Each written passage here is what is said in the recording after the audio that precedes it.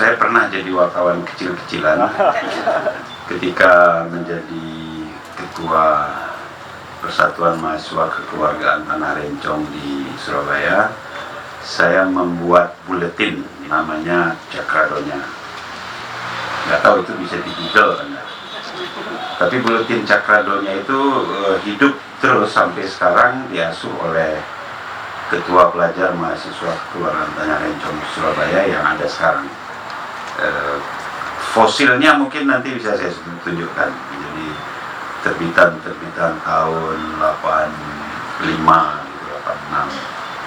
Waktu itu masih dengan mesin ketik biasa, belum ada komputer. Di akhir umur buletin itu baru muncul komputer dan adanya di kampus. Jadi kita antri sampai jam 3 pagi gitu baru dapat kesempatan mengerjakan buletin tersebut. Tapi itu wartawan abal-abal mungkin waktu itu. Yang jelas waktu itu tidak ikut uji kompetensi wartawan.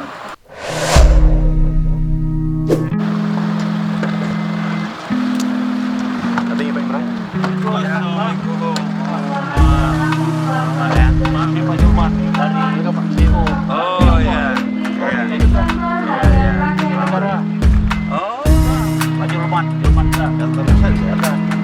ya, kalau Jawa pun Surabaya. Surabaya, masih di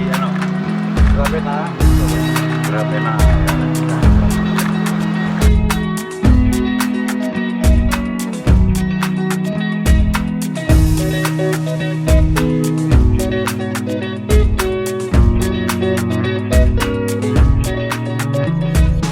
PLT Gubernur Aceh menghadiri rapat kerja Harian Rakyat Aceh 2019. Baginya menghadiri acara ini sangat penting sekali, mengingat media sebagai mitra pemerintah dalam sinergi pembangunan, khususnya pembangunan Aceh hebat.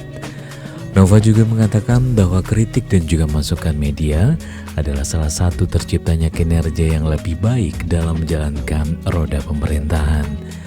Kedepannya Nova juga berharap agar semua lini termasuk media wajib menangkal hoaks yang terus beredar tanpa henti, memberikan informasi terbaik untuk masyarakat.